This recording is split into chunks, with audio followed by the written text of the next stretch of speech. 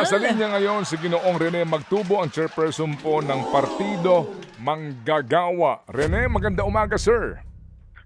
Magandang umaga sa iyo, Manong Ted, DJ Chacha, at sa inyong taga-subaybay sa inyong programa. Salamat sa panahon. Tia, go. Yes po. Sir, naghain na nga po kayo kasama yung iba't ibang grupo no para po hilingin itong pag-alis ng temporary restraining order dito po sa inilabas ng Pasig RTC na implementasyon sana nitong 85 peso wage hike. Para lang po sa mga nakatutok sa atin ngayon. Sir, bakit nga po ba nagdesisyon na po ang inyong grupo kasama ang ibang grupo na maghain na ng petisyon? Kasi po, kailangan naming marinig din ng Pasig RTC ang boses ng mga manggagawa at ang kanilang argumento kung bakit i-lift yung TRO sapagkat kami po yung petitioner ng wage hike sa NCR Wage Board. Dapat marinig ng Pasig RTC. At pangalawa, may damage done na sa mga manggagawa. Imagine niyo 1.1 million ng mga manggagawa sa NCR ang nadismaya sa implementasyon ng first tranche na 60 pesos.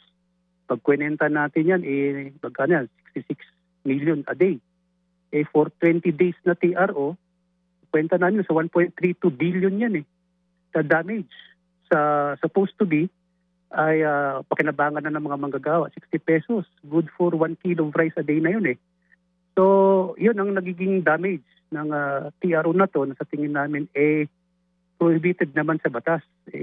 Nagsalita na lahat, no? Nagsalita yung Malacanang, nagsalita yung Kongreso, nagsalita yung mga abogado, prohibited yung RTC to intervene dito sa processes ng RTWPB at NWPC.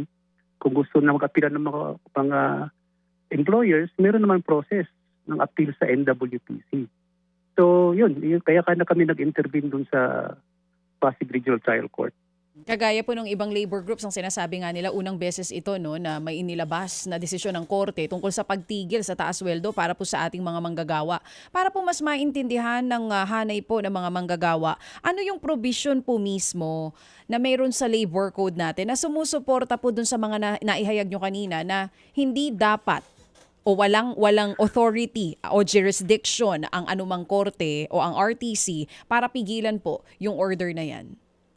Article 126 of the Labor Code, parang prohibition sa injunction, any tribunal ay hindi pwede mag-issue ng preliminary TRO or injunction sa processes na ginagawa ng RTWPB at NWPC in relation to wage fixing ng mga manggagawa. Yun yung Article 126. Malinaw yung prohibitions na yan.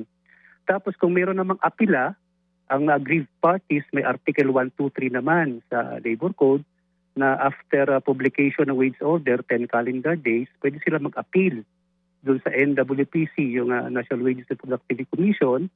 At kung hindi sila solved doon sa decision sa appeal, they can go directly to the Court of Appeals, hindi sa RTC. So yung dalawang patas na yun yung tingin namin na depekto ng RTC sa pag-issue ng TRO. Ito po bang TRO, effective immediately po ba ito, Sir Rene? Oo nga, gulat nga kami. 20 days ang timano Ginrant ka agad Nung August, nung bago after SONA. Tapos maglalalaps yata ito ng August 13. So, pekado kagad yung implementation dapat effective June 26, 25, ganyan. So yun, nawalan kagad ng 60 pesos sa mga manggagawa. Maliit na nga yung aumento pero baga na-snatch pa ng TRO. So, ibig sabihin yun na ipatupad na nauna sa kanila na yun. Pero for this month, kapag naging effective na itong TRO, wala, balik po sa dati yung sweldo ng mga manggagawa. Kasama kasi yun sa aming petition na dapat i-lift yung TRO tapos automatic na implement yung wage order dun sa kanyang effectivity date. Pero hanggang walang lift order na inilalabas po, yun ang mangyayari. Itong inilabas po na din. Maghihintay tayo. Yun na nga So, ang iniisip nga namin, ano bang iniisip ng mga employers? Kasi ito may bagong balita.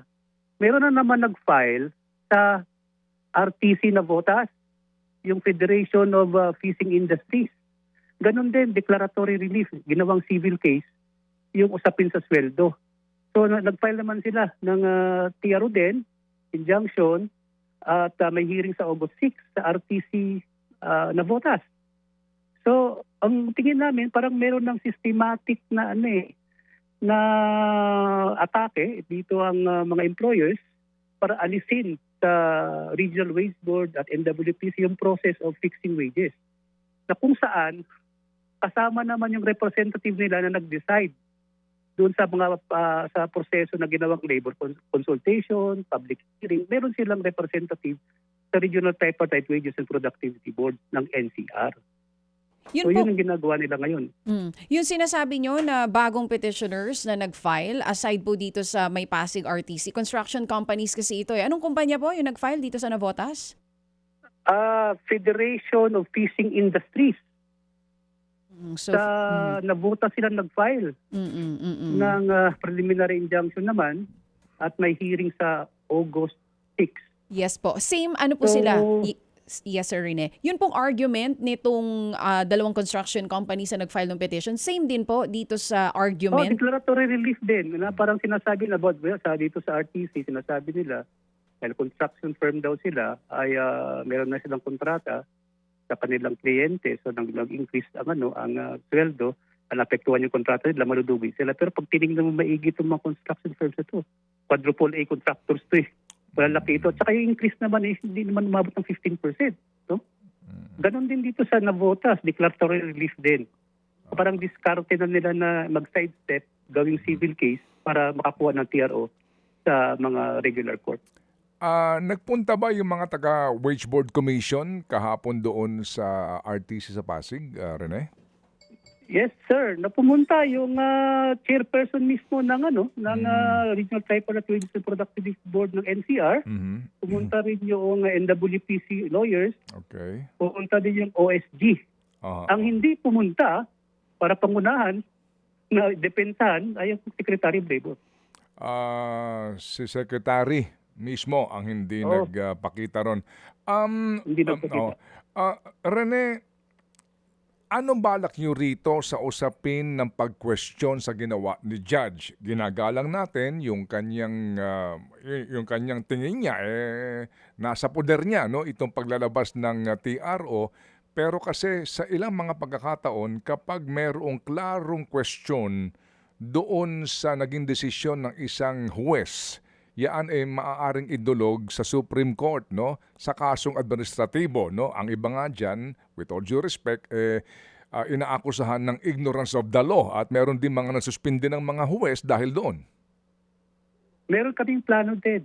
Kaugnay niyan. Yung nagkaisa lawyers, yung lawyers pool namin, ay nagpaplano na mag-file ng administrative case dito sa judge, sa RTC, sapagkat sabi nila, napaka-elementary ng batas. Alam mo yung batas. So, ka pa rin, wala kang jurisdiction, inaktuhan mo pa rin. Samantalang, meron namang processes, kung merong aggrieved party, baklaro din sa batas, Article 123. So, yun ay pinaplano na namin na mag-file administrative case. Okay, and will that happen this week? Katapusin lang namin ditong week na ito at mag-convene uli kasi meron na naman kayong kakaharapin sa RTC, Navotas eh. Oo. Tatapusin lang itong week na to, mag-convene yung mga lawyers to file the administrative case. Oo. Yung construction companies na naghain ng TRO petition dyan sa Pasig RTC, na-check nyo yung background nila? Opo, quadruple A, contractors to. Ang isang contractor dyan, may kontrata sa gobyerno. Bilyonaryo may-ari nito eh. So tingin namin, hindi mali yung argumento niyang tatamaan sila ng malaking puhunan nito. At saka kung meron naman silang reklamo talaga, pwede naman sila mag-file ng exemption eh. Kung tutusin eh. Pero wala kayong nakikita na anumang mga palatandaan na itong mga naghain ng TRO na ito may connection sa gobyerno? Ngayon, ang aming nakikita parang systematic na atake ng mga employers group. At ang gobyerno naman ngayon ay nagsasalita na nasuportahan nila yung tindig ng OSG at ipagtatanggol nila yung wage order. Kasi wala naman silang choice. Mandate nila ipagtanggol eh. Di ba? Yung ang titingnan namin ngayon. Kasi, Ted, nung inaral namin, meron nangyayari niyan una doon sa, matagal na siguro, doon sa PRO din sa bandang Visaya sa Bohol. Pero iba naman yung issue. Ang issue doon, sabi nila, hindi kami na, classification naman nila ng area nila. Kaya pati ako, dinismiss niya ng RTC doon sa Bohol. So, pangalawa na to ang ginagawa nila. Sige. So, kailan ang inyong next hearing dito sa inyong, dito sa TRO petition, sa TRO na inihain ng dalawang construction company at ang inyong motion to intervene? Kailan ang next hearing? Wala nang next hearing. Nag-decide na yung judge na within 3 days ay decision na yung aming intervention. Then yung mga motions, halimbawa ng OSD, to lift the TRO at yung motion din ng mga contractors, lawyers nila na kung ano man yung decision ng korte, pinaubaya nila. So, hintayin na lang ang decision ng judge. Okay, sige. Within the period of 20 days in the TRO. Oo, pero sabi mo nga, the damage is done, no? Dito sa decision na ito. Oo, kumbaga malaki. Oo, meron ng damage na nangyari at palagay ko naman baka din magkaroon ng puwang para doon sa inyong sinasabi na kasong administratibo. Okay, Rene. Sige, gawin po namin yan, sir. Oo. Salamat, Rene, sa inyong panahon at mabuhay ang inyong partido manggagawa. Maraming din salamat, Ted, at mabuhay ang inyong programa. Thank you. Partido Manggagawa Chairperson Rene Magtubo. Mga kapatid, patuloy po kayong tumutok sa 105.9 True FM para sa totoong balita, impormasyon, music and entertainment. Mag-subscribe sa aming YouTube channel at podcast at sundan nyo kami sa Facebook, Instagram, X at TikTok sa True Network PH. Bisitahin din po ang aming official website, truefm.ph. At panoorin din kami sa True TV Signal, Channel 19. Kami po ang 105.9 True FM. Laging true sa'yo, kapatid.